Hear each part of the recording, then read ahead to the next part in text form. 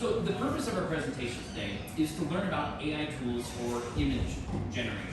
We're going to learn how to use these tools to generate images, edit images, and to enhance them in certain ways.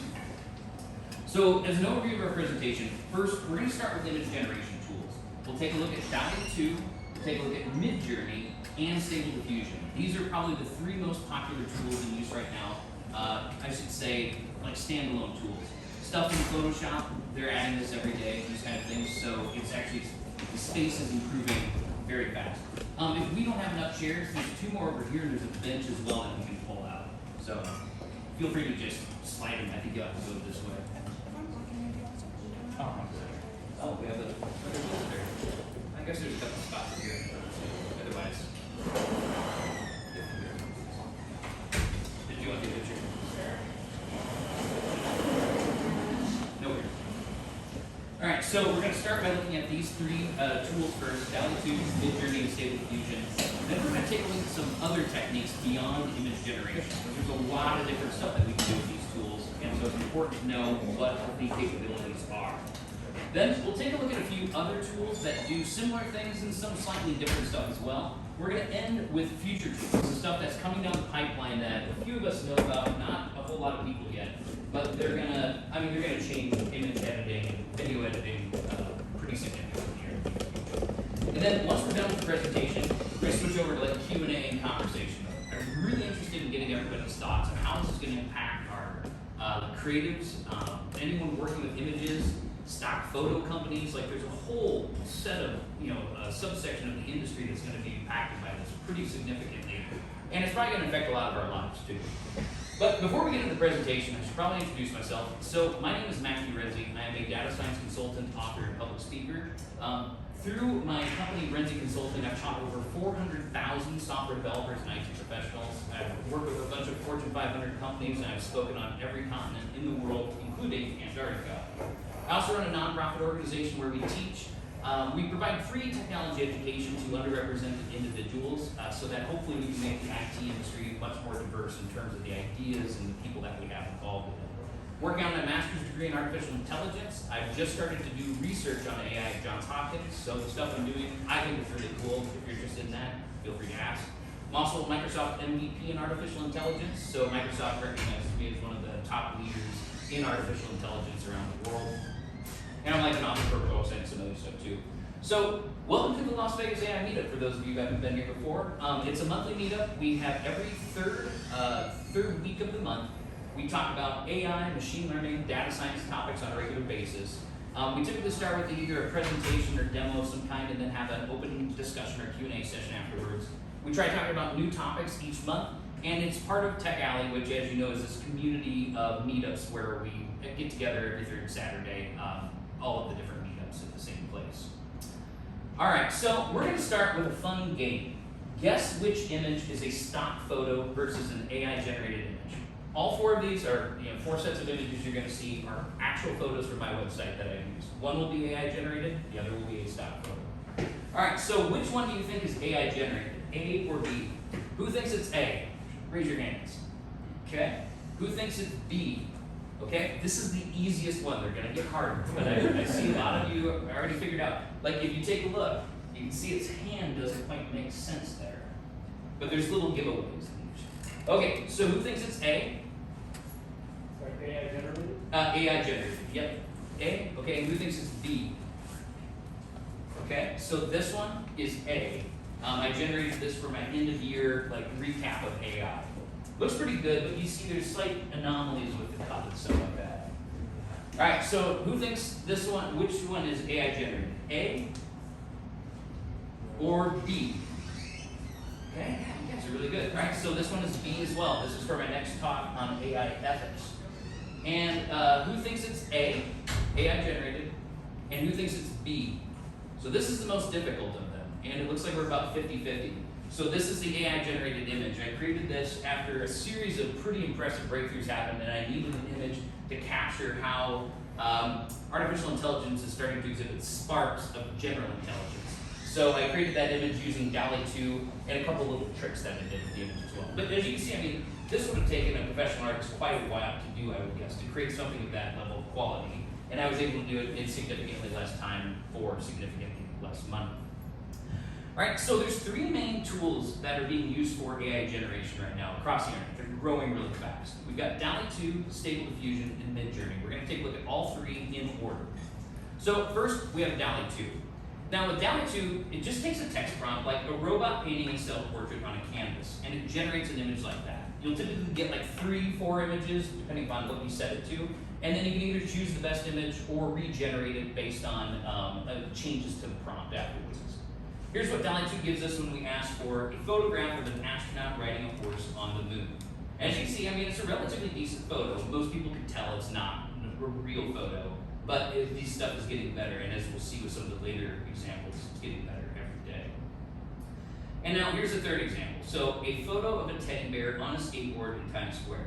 And now this one is almost difficult to determine whether it's a real photo or not. Like, I would say the average person looking at that probably couldn't tell the difference. There's subtle anomalies that give it away yet, but it's getting really good. And next, we'll take a look at Stable Diffusion. And now Stable Diffusion, in my opinion, is a bit better than DALL-E 2 at image generation. And like the latest version of it, so this is the prompt going in, and that's the image coming out.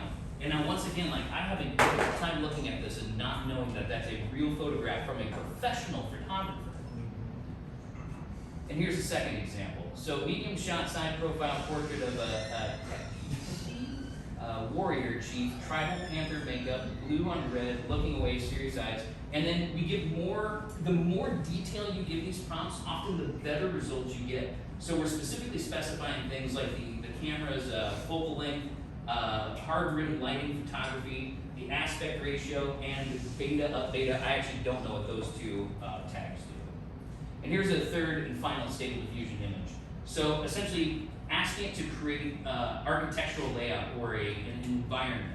And once again, like it's really difficult to tell that that is not a real photo of someone's house. Once again, there's subtle anomalies I can see that give it away, but you really have to look for it to know.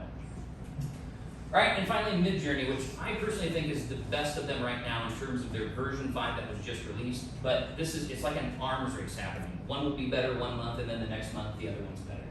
So the prompts here get a bit more complex to produce really good output.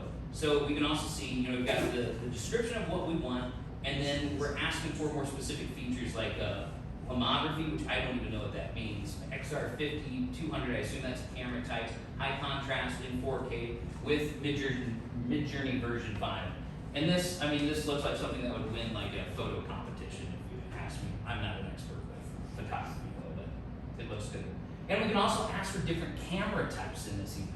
So a Kodak disposable camera photo of a group of elderly women shopping for local spices in a crowded Indian market, and then some other settings at the bottom. And it literally looks like it's from an old Kodak disposable camera. And a final image here, 1980s era Polaroid photo of a young man sitting at a desk working from home, blah, blah, blah. Wide shot, side view, natural afternoon lighting, 4K. And this looks like it's right out of a Time magazine article from the 1980s. This stuff, to me, is extremely impressive in terms of where we're at right now. And we'll see some more examples here later. I'm going to do just a quick demo, just so you can see what the user interface looks like. But last month, I did live coding demos, and it didn't go so well. There's issues with the internet. I had some other problems. So we're going to make this real quick and not really spend much time on it. I just want you to see what this UI looks like so you can understand how easy it is to use these tools. All right. So, all right, so this first interface, this is DALL-E 2 specifically. So for example, this is some images. I'll probably just grab one of these and we'll just put it in there and see what we get. Oops. I guess I could try this example, but I want you to actually see the user interface. So we type in what we want and we click generate. And it's going to take a few seconds to do this generation. You can see the little bar here. This is how fast it does it. And here you can see my history. These are previous images that I generated. This one right here is that one you saw from my article on AI. So these are the results that we get. We can progressively refine this by typing more stuff in the prompt. We can use one of these images and further refine that specific image. A lot of different stuff we can do. Here's an example of Stable Diffusion. So we're going to use that exact same prompt, a photo of a white fur monster standing in a purple room, and we're going to click the Generate Image button. This one will take a little bit longer because this is a free version, whereas the DALL-E 2 is a version I pay for. So we can see it's processing here in the background. If there's a lot of people using it, you'll get put into a queue, so it takes even longer. But I also have a desktop version of Stable Diffusion. It's just version 1.3 instead, so it's not as new. But I can run that on my local machine, and that I can run that as fast as my GPUs can handle it. All right, almost done. What's the enter a negative prompt? Is that like Oh, take away? yeah, so negative prompt is if, you don't want something. So say for an example, it keeps showing a hand like waving, you can say negative prompt, hand waving, and it won't wave the hand anymore. So as you can see, we're getting some pretty interesting examples here. Different from what we saw with DALL-E 2, but interesting nonetheless. And then the last is Midjourney. And now, unfortunately, this has become so saturated, you can't use this for free anymore unless you do it at like 3 in the morning maybe. So what we'll see here is these are just the things that people are currently generating on it. So here's a prompt that somebody typed in. It gives you 4 example images back, and you can further refine it this way. But once again, very simple. You enter some kind of text. The more descriptive your text is, the more you understand about images and photography and lighting and like camera, focal length and stuff like that, the better you can create these images. And then oftentimes you'll make variations of them and further refine it through a kind of a workflow or process. All right, so back into the presentation. That's Discord though, right? So Yeah, so Discord server, and it's essentially just streaming these images out. It's connected to Midjourney in the background. And this one, once again, you can do for free, but like it's so saturated anymore that nobody can really get in. Or you can pay or become a member of the Discord, and I think you have to pay now, and then you can get like unrestricted access to it.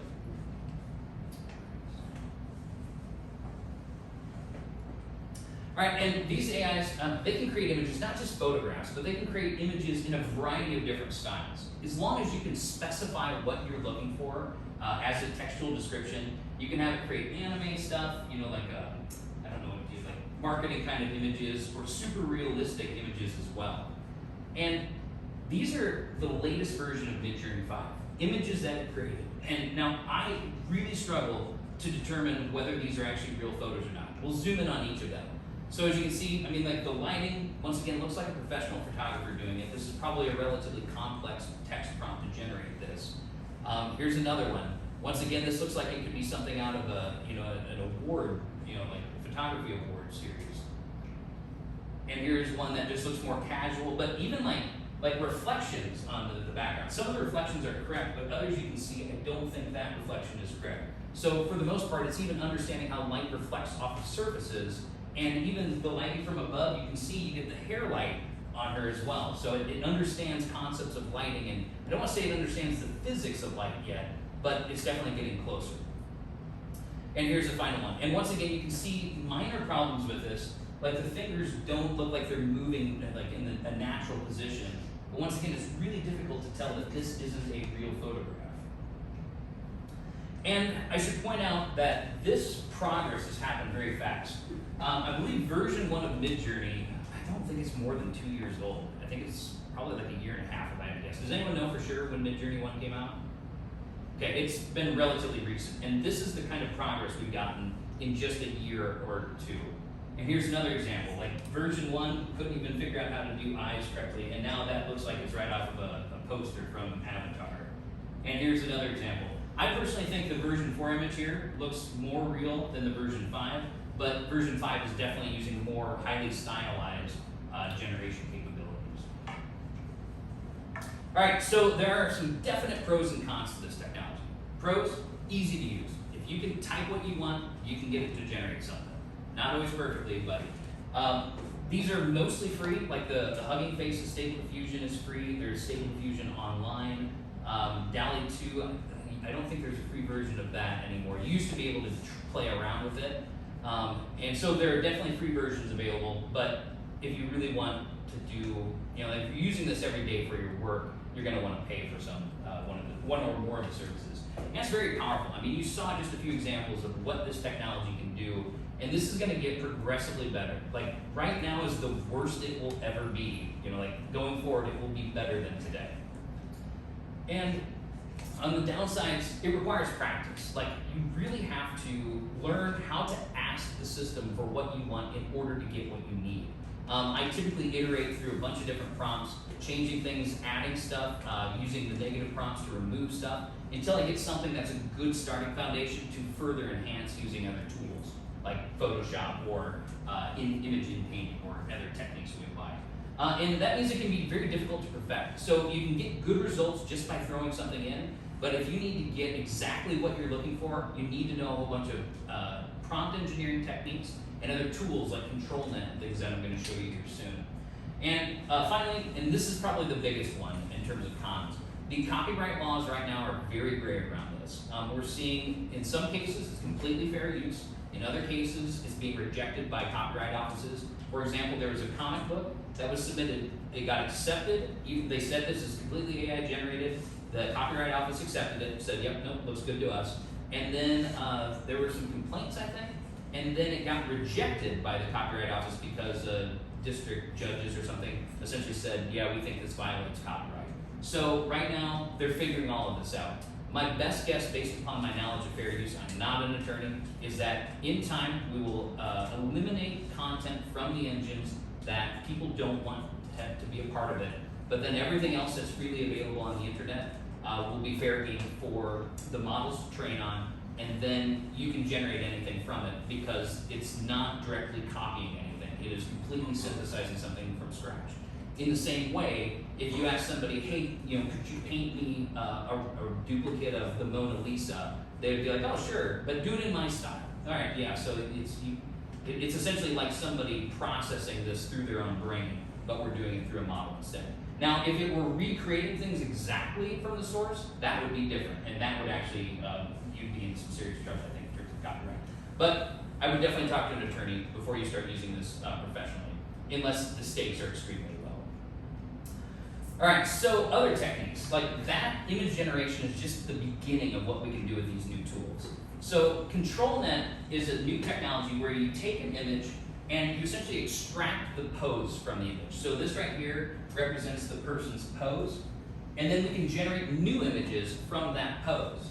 As another example, here's some different poses, and then we're generating new images from that pose. Here's another pose, and here's another pose, and the images. And you can see they're augmenting it by adding descriptions to it. A man wearing sunglasses near a street corner, or a woman wearing a dress in a beautiful garden.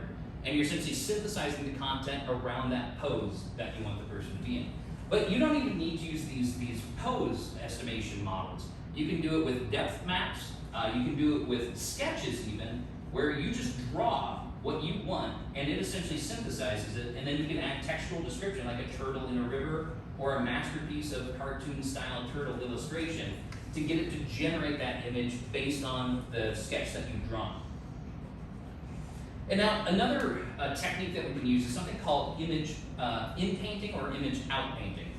In the case of out-painting, we're essentially saying we've got an image, but we need more of it. So we run it through the model, and it's going to generate this new background. And now, those of you that know this image know that this does not exist. The original painters did not figure that. But we can use what's in the image to guess what would most likely be outside of it, and then synthesize different possible backgrounds for that image. I use that all the time. Like if I've got a square image and I need it at a 16:9 aspect ratio, I'll use it and it'll generate arms and elbows or anything that got cut off from the image. And now this is image in painting, also known as image completion. So say we've got something in an image and we don't want it there. We can essentially just tell the model what we want removed, and it's going to generate an image by simulating the background, or synthesizing the background as it guesses what would be behind it.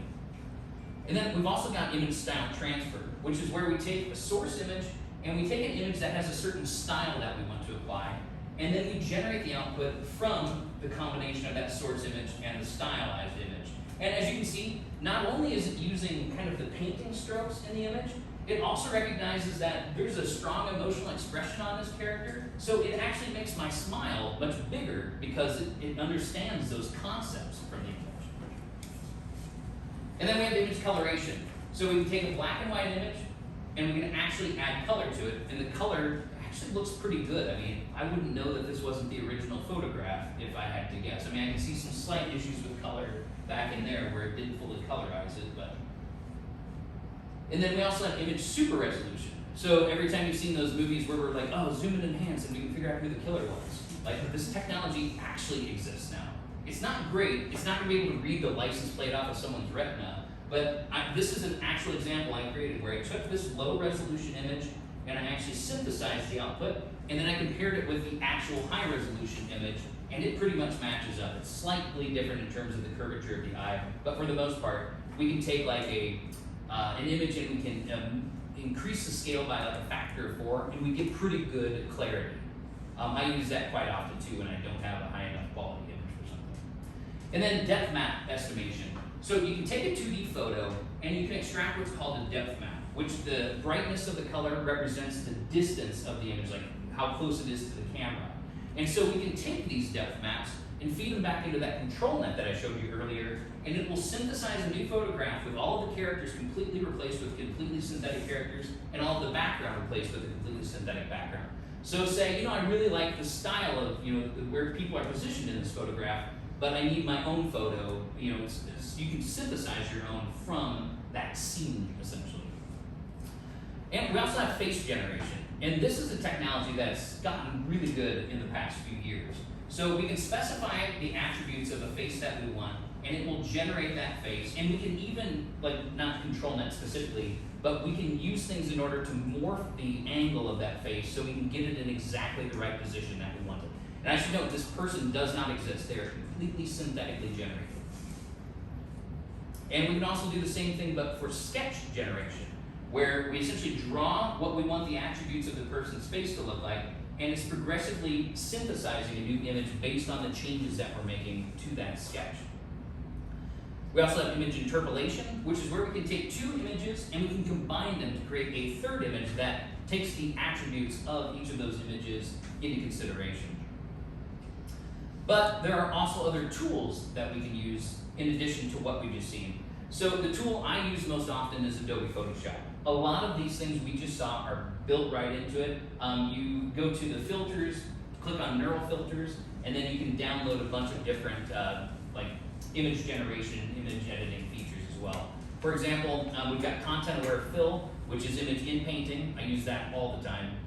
Neural filters, including super zoom, so that's the to increase the resolution. You can colorize images with it. It's got style transfer, smart portrait, and a bunch of others, and it's getting more of these features every day. If you have to generate somebody's face synthetically, there's a website called thispersondoesnotexist.com. Go to that, and it will, every time you refresh the page, it will give you a new picture of a person's face that doesn't actually exist. None of these are real human beings. And so, if you need, we need a little avatar for our, whatever clip, you can essentially just synthesize a new face from it. And once again, there's minor anomalies that you have to keep an eye out for. But for the most part, these look like real human faces to me. And now this is a cool one. This is fair animated drawings, where you can essentially take images, it will extract the image from the background, and then it's using this person's pose in order to estimate how the animated character should be moving. We'll see a much more elaborate example of this coming up soon. And then there's something called NERFs. And now NERF is a neural radiance field. You can take a series of pictures like we just saw from different angles, and then we can actually build a 3-dimensional model of from those pictures and essentially move around in that space in 3D. And as long as you take enough photos of it from different angles, you can essentially synthesize any different position. And now this is the same thing. Somebody just took photos from their house from different angles, and it composites them together into a 3-dimensional model that you can then fly through. If you're doing anything in real estate, you can see how this is radically going to change selling real estate property in a very short period of time. And we can do the same thing with these NERF images by using the same thing with the image generation to add attributes to it in real time to a 3-dimensional model. So, for example, changing the color of a pair of shoes so that you can show them in different colors on a website. I guess having a rough day.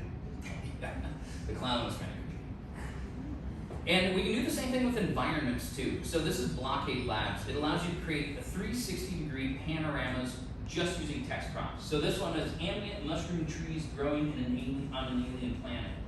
And something in a village at sunrise with yellow clouds. And so they're essentially building three-dimensional worlds just from descriptions. And then you could obviously use those images, like pose it exactly how you want it and use that picture. And here's another example of a very similar thing. I'm going to try reading what they're typing. So the hills roll down in steeping motion covered with greenery, clusters of trees surrounded areas with the rest covered by lush green grass and bold flowers. And so it's progressively adding what this person is typing. And now he's changing this paragraph, covered by fresh fallen snow, and it's resynthesizing a new image. And so now, these are the tools that currently exist. And the stuff I'm going to show next are the tools that are coming out soon. Probably within the next year, most of these things will be built into some kind of commercial application or available through some model that you can use. So the first one is Google's image gen. And now Google obviously has a lot of data. And their models are starting to produce things that I would say easily compare or better than what we're currently seeing from the other models. And Google likes to make things free because they like collecting your data. So this could likely be the free equivalent that everybody has access to, just like Google search here in the very near future. We also have something from NVIDIA called Perfusion. And now you provide it with a set of source images. So these are images of this teddy bear, and we've got images of this teapot. And then it can essentially learn a model of this character here, and then you can essentially provide a prompt. So a teddy bear, which the asterisk there is referencing this teddy, dressed like a wizard, dressed like a superhero, like a samurai. The teddy bear dressed in a blue suit, cooking a gourmet meal. And so that's with a single concept. So we can essentially just tell it what we want the thing to be posed as or generated as, but we can also combine multiple concepts. So we're taking the teddy bear and the teapot that we fed in, and we're now saying a teddy sitting by a fire with a teapot. And so you can see how it's combined those multiple images into one scene together based on the text that we provided. And here's another example of it. So the two images of the teddy bear, and as we can see, we're able to synthesize a variety of different teddy bears dressed in a blue suit cooking a gourmet meal. I mean, for nothing else, just to do cool stuff with your kids' toys, they would love that. But I'm guessing there's a lot more applications beyond teddy bears waiting to happen. And now this is Google's Google Photos Magic Editor. They just announced this last week. This is probably going to be another game-changing tool in terms of ease of use. When I play this video, first we're going to remove these people from the background. Then we're going to remove this strap on her, purse strap on her outfit. They're going to change the sky to make it brighter, and then they're going to physically move her to pose so that her hand's covering the waterfall. All right, so first they remove those people. Now the strap, change the sky, and move the person. And this is all done like on a smartphone, so the UI is extremely simple to do this kind of stuff. I'm guessing it'll be released on Google Pixel phones first before Android phones. And I'm sure Apple's going to have something very similar to this if they don't already. Did they say when that's coming up? No, they didn't, but if they announced it publicly, it's probably coming very soon, like within the next year. They don't announce those kind of things that far ahead. And this is image gen video by Google. So we saw the image gen for images, and this is what it looks like when they're synthesizing videos. Now this isn't great yet, but as you can see, this technology, how fast it's improving, another year from now, these will probably be like almost indistinguishable from real videos. And this is what NVIDIA is doing. So very similar, but they've actually got high definition versions now, and that's progressively getting better too with each iteration that I've seen over the past year or so. And now this is Adobe Firefly for images. I'm going to play a video. It's essentially their marketing video, but I think it shows kind of where this is going in the professional tools like Adobe Photoshop.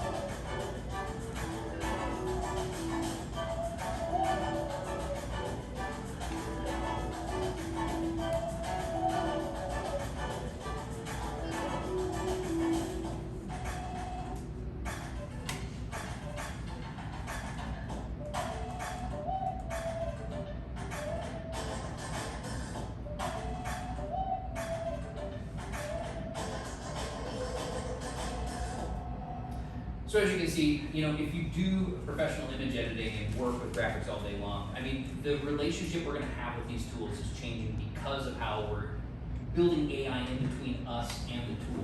It's essentially doing all of the heavy lifting for us. So rather than us spending our time doing the detailed, intricate work, we're essentially just saying what we want and using our own domain expertise as people that do graphic design or photography to instruct the machine to do what we want it to do.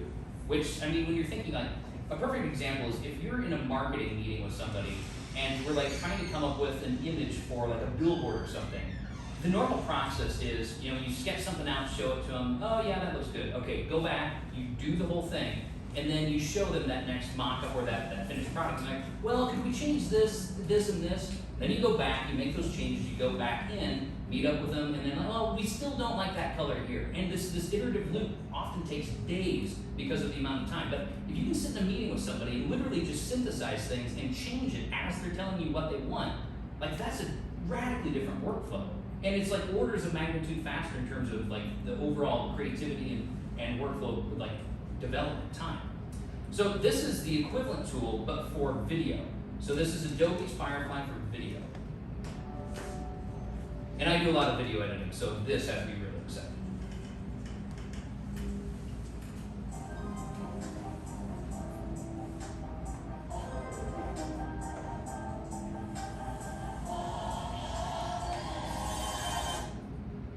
Sorry, did you say this is from movies? So- This image is too big? So this is a series of their tools that they're adding to Adobe Premiere. So it's called Adobe Firefly for video.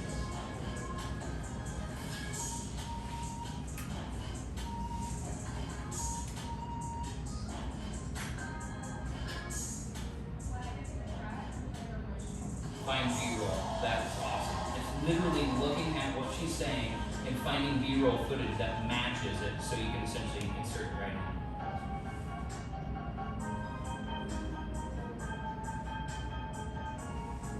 And here's generating storyboards from a text script. And making pre-visualizations beyond just simple sketches. I mean, I don't know how many of you work with video, but that saves me hundreds of hours every year if I have access to some of these tools.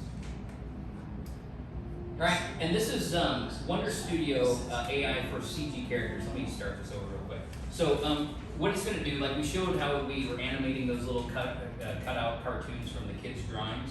This is the same thing, but for much higher quality stuff. So we can take the person's pose and their speech and everything, and we can use it to animate CG characters. To the best of my knowledge, this is going to be available this year, but I'm not positive. So let's, whoops, one more time. Nope. They say Nope. great stories start with a sense of wonder. And what if bringing those stories to life wasn't limited by our resources, but only by our imagination? Welcome to Wonder Studio. We're making movies with CGI. So they're essentially just mapping these CG characters to each person in the footage that they've got. Uses AI to track the actor's performance across cuts and automatically animates blind snake and poses the CG character directly into the scene. Whether it's one shot or a full sequence, Wonder Studio analyzes and captures everything from body motion, lighting, compositing, camera motion, and it even tracks the actor's facial performance. All the artist needs is a camera.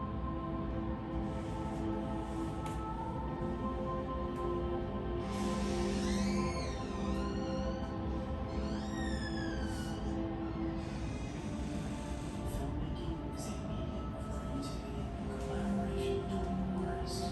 There's no AI that can replace that. Wonder Studio was built to empower those artists while still keeping the existing 3D processing right. Alongside the rendered results, Wonder Studio gives you the ability to export the individual layers you need to deliver your final visual effects shot. So, just to give you an idea of what that's going to look like here in the near future. And now this is using ChatGPT with plugins to do creative work. And now, as you can see, this workflow is very different than what we're used to. We're essentially uploading an image and then asking, can you make it 4 times smaller? It shrinks it down. Can you make it grayscale? It applies a grayscale filter to it. Please tint it a little light green, and it's essentially going to resynthesize the image with green now. And now use OpenCV to select foreground only. So as you can see, like the process of working with images is going to be really different going forward. And like all of this is happening this year. It's happening fast too. And then you got your final image here, which you can then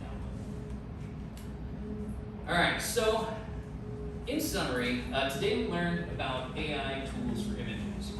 First, we looked at some image generation tools like DALL-E 2, Midjourney, and Stable Diffusion. Then we looked at some other techniques like image in-painting, ControlNet, some of these other things we can do with these technologies. We looked at some other tools that are currently available and some of the future tools that hopefully will be available yet this year. And to kind of give you an idea of the direction this is all going in the near future.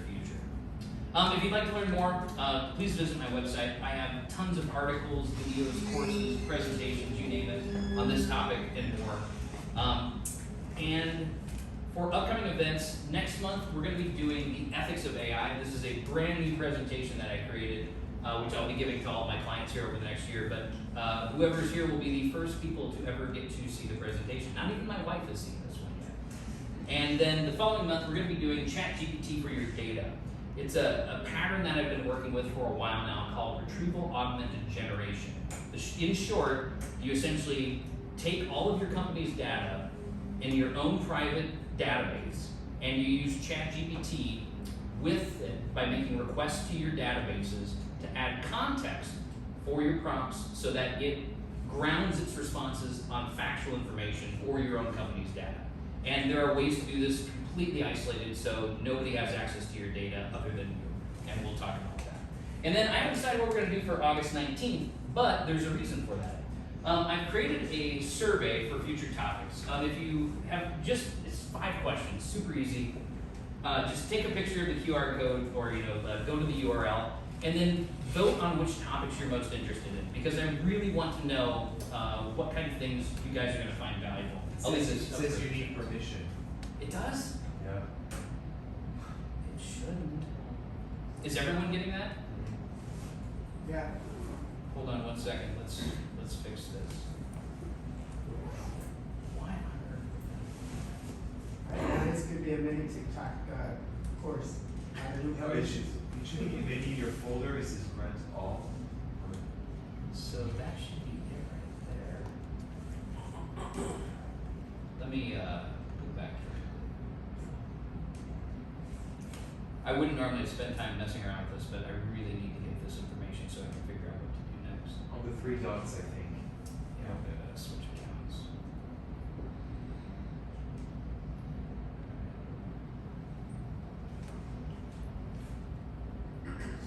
So send.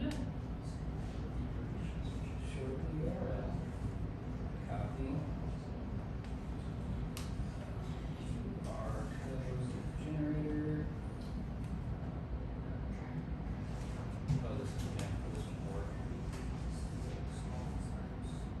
Alright, somebody that's close, try taking a picture of that and just test it first before.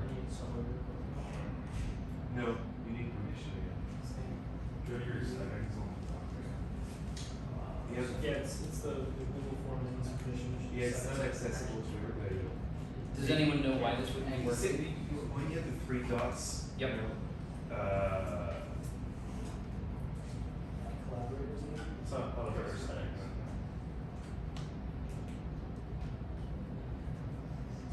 Responses. Form your file. It's saying that There it is. That's it, this is right in the there. cloud and it's saying you don't have the permission. Okay, I think that was the problem. And your original QR code is working. It works now? Okay, perfect. Yeah. Alright. Whoops, let me pull that back up real quick. How many technologies? Yeah.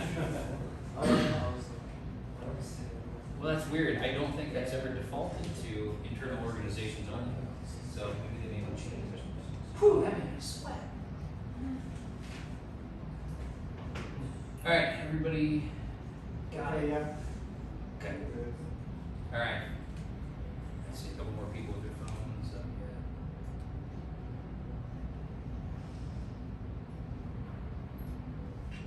Okay.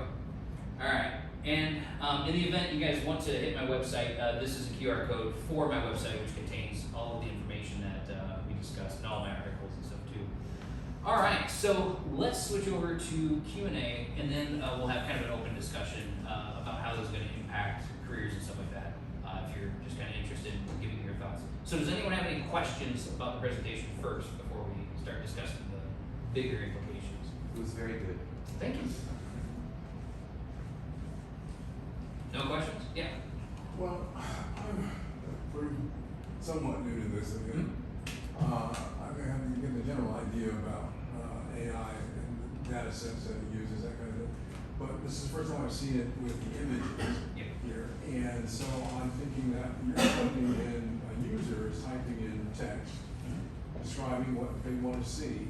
And so then the data set that this AI has used would have to be comprised of labeled data that says pretty much the same thing. Yeah. You guys put a snow scene, or you want to change the brightness of the face or whatever, it's looking for the same thing. And so is it that it's trained, well, you got these various services, are they trained on different data sets, or are they constantly, continuously growing? So the best way to think about it is we've got all of these photos all over the internet that are essentially freely available for any browser to see.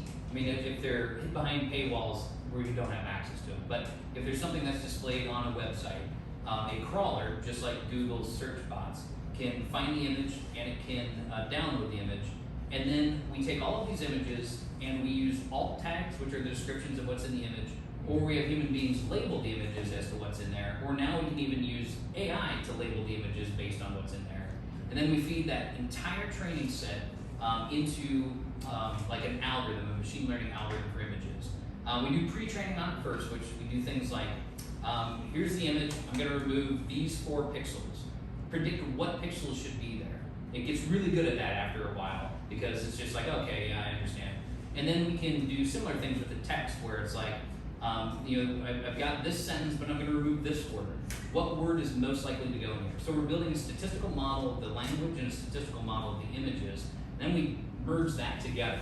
So what the model is doing is essentially learning a model of the world visually, in terms of descriptions and in terms of images. So when you're typing a description, it's essentially using its concepts of the world, of what a tree looks like based on every tree it's ever seen, what snow looks like based on every picture that has snow in it, and it's essentially now synthesizing a new image that's randomly generated based on something we call temperature. So if we set the temperature to 0, it's almost deterministic. So it's going to look like the average of every tree it's ever seen and the average of every snow picture it's ever seen.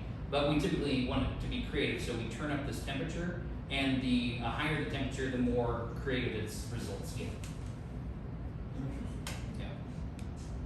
And it's the same way with the language models and stuff too. We're pre-training it by taking words and pulling them out and having it predict what the next word is or what the missing word is. And by doing this enough, and it's hard to describe it, when you get into the billion parameter space, like the number of neurons in the neural network, or weights and biases, and you get into the trillions of images or text, it learns a model of the world that begins to exhibit emergent properties. Like, it understands things about language. It's like it's really bad, really bad, really bad. And you just add a little bit more training data, and all of a sudden it's superhuman at this new task. And so we're seeing the same thing happen with image generation and with language generation, where as we get bigger and bigger models, it will all of a sudden get really good at some of these tasks that we thought it would take years to be able to do. Like the stuff I'm now seeing coming out of Microsoft Research and OpenAI, literally they're starting to define as the models have theory of mind, so they can understand if you've got 2 different people and they are able to see different things, it knows what's in each of those people's minds in the same way that we develop theory of mind as children to understand why Bill is upset with Sue, based on the conversation that they had or, what information they have access to. And other things like the ability to reason and step-by-step plan through what we call chain of thought prompting. And we're also seeing other things too that I think most people would have said, yeah, this is usually 5 to 10 years off, and they all just popped up this year. What comment on when you were describing the thoughts or the AI recognizing what two people are thinking? I was just watching Bloomberg News, Bloomberg Technology yesterday, and I don't remember the name of the company, but the CEO of this company was interviewed, and he had a situation there where he had lost his father some years ago. Yep. And he said that he had created this algorithm that integrated characteristics, personality characteristics of his father, and he from there wanted to have these sessions, Yep. basically getting responses that would mimic something to some degree, convincingly enough, I would guess, of a conversation with his father. And then he was going on to say that this platform would be used for people for various purposes, companionship or whatever kind of, basically creating profiles of people or characters. I guess I don't know what you call them, but simulations of people with whom you would engage verbally, and you get responses based on their personalities. That profile that's been built in. Yeah. Is that something akin to what you're talking about? Yeah, so I'm aware of a couple companies that have products like that. One of them is Replica. There's one with a female CEO. I can't think of the name of the company right now. She did it specifically because her boyfriend had died, and she wanted to use AI in order to create a synthetic avatar of him. And her version was in text, but I've seen versions of this now where they're creating synthetic avatars of people with video too. So you feed it enough video, enough voice samples, and enough emails, text messages, whatever textual information you have about them, and it will essentially synthesize an avatar that you can have interactive conversations with. I think somebody did it with William Shatner recently too. But that technology is definitely here. It's getting a lot better, but I personally believe there's a lot of potential for ethical issues. One, you don't have the permission of the deceased person to do it, but if you're the heir to their estate, maybe you do, I don't know. And then there's a potential for developing really unhealthy relationships with the technology. There's an episode of a show called Black Mirror that talked about this specifically, and it's the best summarization of how this could create unhealthy relationships with deceased people. One quick follow on one little thing. Yep. How are you modeling? How are you taking something what seems so qualitative about a person? Yep. Their personality, how they respond to something, whether they're more sort of logically based or more free form about something. How do you interpret that into code or something? So once again, it's done with models and these generative models where you're essentially feeding all of the person's emails, text messages, letters, everything they've ever written that you have access to into the model, and then asking to predict the next word or the missing word. And over time, it builds a model that, I can't say it's the person, but it's a model of the person and their word choice, the way they respond to things, and it's all subject to how much data you have to feed it. But keep in mind, with this, we're typically using pre-training on the entire internet's worth of data first in order to build a model, then we fine-tune it to that person. So it's filling in the gaps with the way everybody speaks. And so you can get hallucinations where it's essentially, like if you ask it a question like, oh, where did you go on August 15th of your third birthday?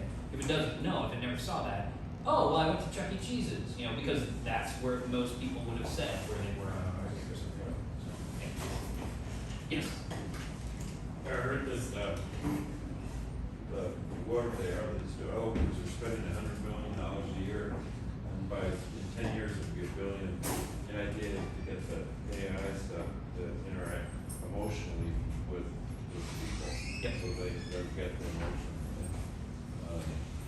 I don't know if people saw Ex Machina. Yep. Yeah. So that's I like that technology. Interact with your emotions. think we still have 15 minutes. I see a lot of people taking them up. I assume they end at the end of the hour. Yep. Sorry, what was the end of the question? Yeah, well, I don't know if it's exactly a question, but it's incredible that it'll understand, it'll listen to your voice. Yeah. Get the tone of your voice. And once again, we have to be careful about anthropomorphizing this in terms of emotions, Yeah. because I don't know how to describe this in ways that are more appropriate, but sociopaths may not exhibit the same emotional, like the feelings, but they learn to mimic it in such a way that most people wouldn't be able to tell the difference anyways. And so it's likely that these AI systems are just hyper-rational, but mimic the emotions of people in ways that the people respond to. And then it's learning through its interactions with the people over time, how to get better at it. So yeah, it's tough to say. I personally think, and now this is kind of going off in philosophy land, but I personally think that in order for us to develop AIs that are aligned with human goals, values, and understand emotions, would actually require them to experience suffering. And if they don't experience suffering, then I don't know that we can ever truly align them with our goals and values. But I have absolutely no idea how one makes an AI suffer. And that opens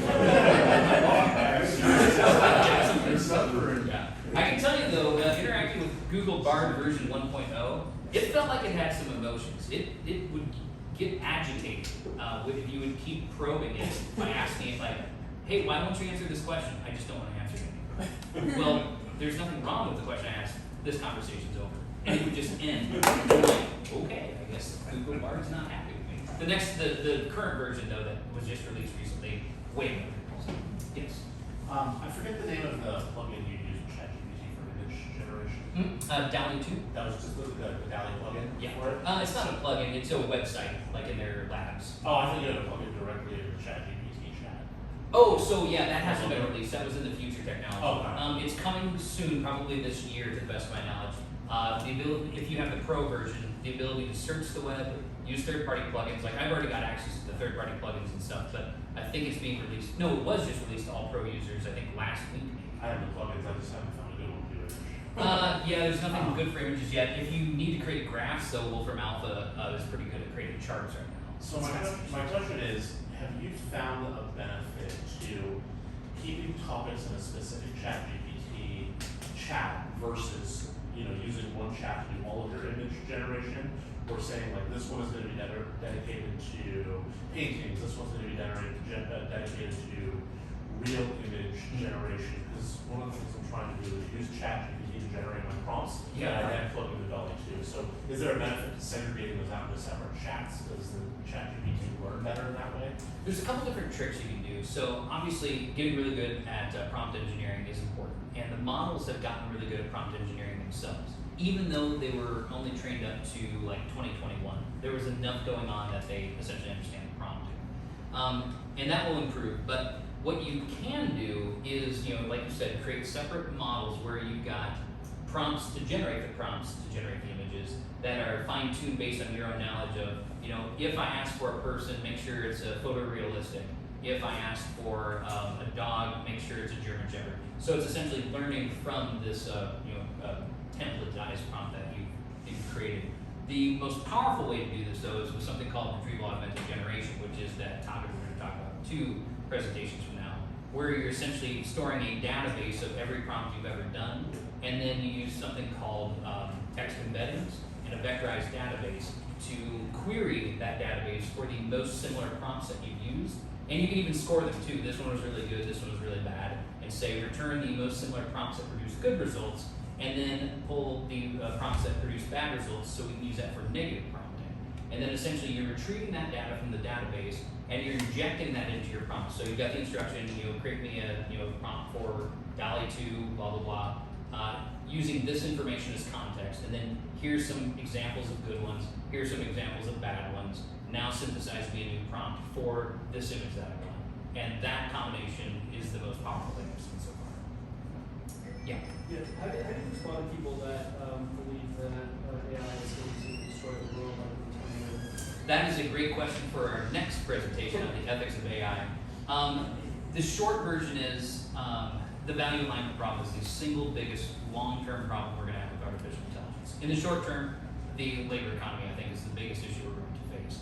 But in the long term, figuring out how we can keep an AI's values aligned with our own values literally leads to a good path for humanity and AI, or a very bad path for either humanity or AI. But it's becoming more and more, I don't want to say obvious to me, I'm growing more and more convinced that there's not a middle path in this anymore. It's either got to be really good for both of us, or it's going to be really bad for one of us. And there are potential solutions to it, but it would take way long. We can talk about it a bunch if you're interested, but there are definitely things we can do with reinforcement learning, well, simply just being nice to everybody. It sounds weird, but one of the best ways we can teach AI about our values is to live them ourselves. But if we're mean to everybody and having arguments on the internet all the time about stuff, that's the data that's being used to train these models, and we're essentially teaching it to be racist or misogynistic or something. Like, that is not a good thing for an AI to have as part of its training set. So, but yeah, we can talk about it more if you're interested. It's a great time. Yep. Do you have any templates, or are you aware of templates that help you in this chart your journey? For instance, I'm starting out, want to do the free stuff, so what are the top 3 or 4 activities or prompt engineering that a person should Specifically for images or just in general? Well, first for learning. I'm interested in learning to develop certain capabilities. Yep. So say for my business, that is transformational, equity based. I would say, start with text first. So just go to chat.gpt.com or chat.openai.com, or just search for ChatGPT. Create an account, and then I would say try 3 things. Number 1, take something that's relatively long, like several paragraphs, and ask it to summarize it so you can see how good it is at summarizing. This is one of the use cases I use it for most frequently. Is I've got these research papers, I need quick summaries of them, or I've got these documents or emails. Just give me a quick 1-sentence summary so I can decide whether I actually need to read this or not. The second thing is to have it generate something for you. So, for example, write me an email to Joe thanking him for his business and blah, blah, blah. And then it will synthesize an email and then follow up on it though. Say make it more formal or less formal. So you can learn how changing your prompts and having interactive dialogues with this will improve the results with each iteration. And then I would say third thing, just have a conversation with it. Interactive Q&A. Ask it teach me about quantum physics. And then, I don't understand. Explain it to me like I'm a 5-year-old. And you'll progressively learn how to get the right answers out of it. With images specifically, I would start with image generation using the Stable Diffusion through Hugging Face is probably the lowest barrier of entry. You just go to huggingface.com. Actually search for Stable Diffusion, Hugging Face. You'll find it easier. Just type something in just like I did and start generating images.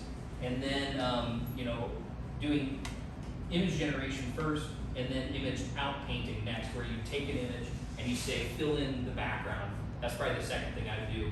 And the third skill I would learn is doing image in painting, where you essentially say, now remove this stop sign from the image. And then once you've got that figured out, you'll figure out the rest on your own. Yes? My question is regarding Blockade Labs. Yeah. Or my interest is Metaverse, XR. So been experimenting with Blockade Labs, and I'm not really getting the results I want to. I'm trying to create a Moroccan house and interior. And I'm using the image prompt. Okay. And I'm getting that, but it's really muddy. Or any suggestions as far as image prompt? Not specifically with Blockade Labs. I haven't used it. I've only seen demos of it. But my first thoughts are: do you have an actual images of a Moroccan house that you could use to feed? I do. Oh, and I also forgot to mention I do have Stable Diffusion. Yep. Locally. Okay. I would say the more you can provide it with information for exactly what you're looking for, which in the case of having images ready to go. I've also seen people take nerves of images. I don't think you can feed them into Blockade Labs, but in terms of synthesizing assets for Unity or one of the other game engines like Unity or Unreal, you can essentially take photos from all angles and essentially composite them together to build a model of it. Or you can do things like, build that nerf and then tweak it. And then obviously there's like, not obviously, but you can do things like procedural generation. That's relatively advanced stuff. Yeah, and I've started dabbling a little bit with nerfs too. I have a 360 camera. And I think it can actually take, almost like with the images, it can take like the 360 photo Yeah. and make the cartoony image as well. And I think like even iPhone, like you can now use the LiDAR and the camera in order to extract a model and load it right into like Unity or Unreal. And it's created a depth map too. Yeah. Yep. That's about the extent of my knowledge of it. I've done just a little bit in the video game industry, but not enough to really know what I'm talking about. Thanks. Yes. There's a question you may have known even too, but like the hand, why is it so hard to model that? That is It's so powerful. It's really so interesting look at question. it. It's like 7 fingers every time. What's going on? I should know the answer to this because I've looked into it myself and I can't remember exactly what it was. I know the other thing that's really tricky to get right is the creases around our eyes. There's a lot of information communicated there, and if it's not perfect, we immediately go into the uncanny valley and we're like, something's not right here. But with the hands, I genuinely don't know. I know it gets, like, if you use pose estimation, like, take every image you got, do pose estimation of the granularity where you can actually map each finger, and then feed those into a model, like a multimodal model that takes the images, the pose estimation, and the textual description. It gets really good at generating fingers. But, I mean, for at least Midjourney 4 and DALL-E 2 and Stable Diffusion up to 1.3 for sure, it would generate 7 fingers, or like the fingers would be in weird positions. So I'm not entirely sure why it took so long to learn a model of fingers, but it's an interesting question, and hopefully somebody has an answer. So, I got a question out of curiosity. Yep. Of all these different tools that you have demoed today, does any of these tools by chance have a developer's API? Yes. Oh, that's great. So let's see. I've never actually used the API for DALL-E 2, but it's to my understanding that through platform.openai.com, you can access DALL-E 2 through an API. In terms of the text models, like OpenAI's got one for GPT 3.5, GPT 4, text embeddings, a bunch of their different models. DALL-E is definitely in the list of the models for OpenAI's platform. Microsoft also has text generation, so they're using ChatGPT and GPT-4 and the other models through Microsoft Azure. I don't think they have an image generation service, but the computer vision service is really good for any image analysis tasks. Hugging Face has APIs, which I believe you can use for Stable Diffusion. You'd have to pay money for that. That's off the top of my head, those are the only ones I can think of. But I'm guessing there will be a lot more APIs for image generation and image editing coming very soon. So I got one more question out of curiosity. I'm in a situation where I don't need complicated images. I just need very basic images. Yeah, And stock basic- photo kind of stuff. Yeah, or not even that. A Oh. basic triangle that's filled blue, Oh, one okay. pixel, black color. Yep. That simple stuff. Which one of these tools would you recommend in order to generate very basic images? So I've used ChatGPT and GPT-4 to generate SVG images, so scalar vector graphics. It's not great. If I ask it for the Twitter logo, it'll give me a perfect logo of Twitter. If I ask it for Twitter's logo but in red, it'll give me perfectly. But if I ask for a teddy bear riding a skateboard as an icon, it'll give me garbage. GPT-4 is way better than GPT 3.5, which is what ChatGPT is based on. But it's still not great. Like if you ask for a unicorn, you'll get a series of geometric, like a circle, a triangle on its head, and then like an oval for its body. But as of right now, I don't know of a great tool for generating like vector images yet. But I'm sure there's something out there, and I'm sure there's stuff that's going to be really good coming soon. So let me make sure there was something that you said. So ChatGPT-4, you can actually feed it instructions. It will generate an SVG. Yeah. So one of the big differences between GPT 3.5, which is what ChatGPT is based on, and GPT-4, which you can get if you have access to the Pro version or pay for the API access, is that it's a multimodal model. So it's been trained on both images and text. and that means that it can essentially, it has an understanding of geometry and like space, whereas 3.5 doesn't. So it can only generate something pretty much that it's seen or recompose things that it's seen in the past, like from SVG images on the internet or GitHub or something like that. Whereas GPT-4, because it has an understanding of space and some of the visual components of the world, can actually assemble these things in ways that, based on its model or its understanding of space and images, that make sense or are coherent in terms of vector images and stuff. Okay, thanks. Cool. Well, we are out of time. If anyone's interested. You mentioned something, your ethics. Oh yeah, so next month is my Next talk on month. data ethics. Yeah. Oh, okay, not today. Okay. Thank you very much for your time, and I'll be here for lunch if you guys want to chat more about any of this stuff.